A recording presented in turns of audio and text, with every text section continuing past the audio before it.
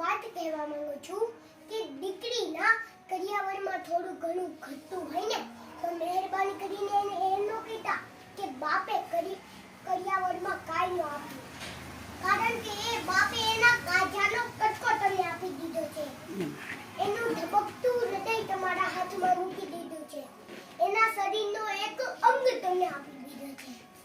આથી વિશેષ તો એ બાપ તમને શું આપે? અને સાંભળી લેજો, અહીં બેઠેલા હરેક દીકરીના બાપ તમારી દીકરીના ઘરે નજર ઝુકાવીને નહીં પણ નજર ઉઠાવીને જાજો, કારણ કે એ ઘરમાં તમે જે રટણ આપ્યું છે ને એ આ દુનિયામાં કોઈ ન આપી શકે.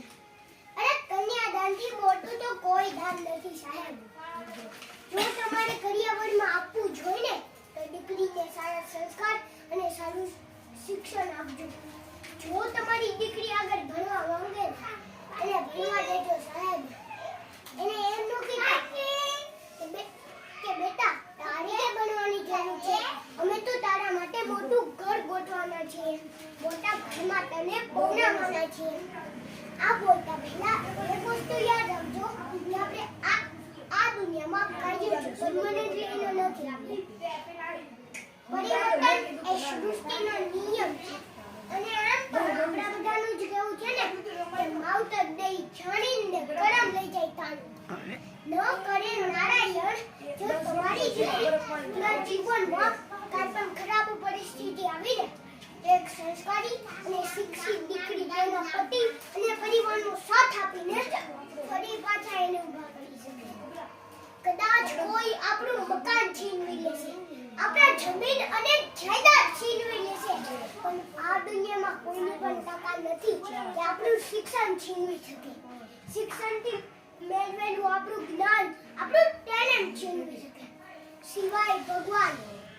જો તમારી દીકરીમાં શિક્ષણની તાકાત અને સંસ્કારોનું વાવેતર હશે ને તે શૂન્યમાંથી પણ સર્જન કરીને બતાવશે સાહેબ. બોલ ફેરા ફેરવી કે તને ઘર લોક આવી દે હો ભાઈ. સારી કે ખરાબ પરિસ્થિતિનો સામનો તો એને પોતાને જ કરવો પડે. સારી કે ખરાબ પરિસ્થિતિનો સામનો તો એને પોતાને જ કરવો પડે.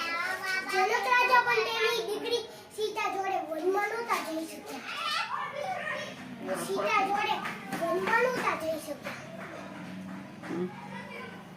જનક રાજાએ પણ તેની દીકરી જોડે सीता जोड़े वनमा नहोता जई शक्या. अगर किसी बच्चे को उपहार ना दिया जाए तो वे थोड़ी देर रोता है. अगर किसी बच्चे को उपहार ना दिया जाए तो वे थोड़ी देर रोता है, लेकिन संस्कार ना दिया जाए तो जीवन भर रोएगा. लेकिन संस्कार ना दिया जाए तो जीवन भर रोएगा. शिक्षा कहीं से भी प्राप्त की जा सकती है, शिक्षा कहीं से भी प्राप्त की जा सकती है, लेकिन संस्कार हमेशा घर से ही मिलते हैं. लेकिन संस्कार हमेशा घर से ही मिलते हैं. अंते मारी वाणीने વિરામ આપતા પહેલા હું એટલું જ કહીશ કે દીકરી નાની હોય ને જે માંગે ને એને લઈ દેજો.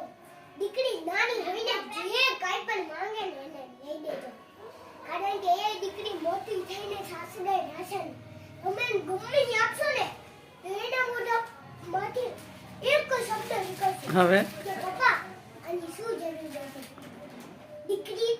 દીકરીના નસીબથી બાપ રાજ કરે છે, બાપના નસીબથી દીકરી નથી પણ દીકરીના નસીબથી બાપ રાજ કરે છે.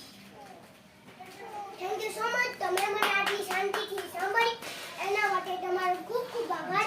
કારણ કે આ દુનિયામાં બોલવું તો બધાને જ છે, પણ કોઈ આપણે શાંતિથી સાંભળી લે ને એ જ બહુ મોટી વાત છે. બહુ મસ્ત.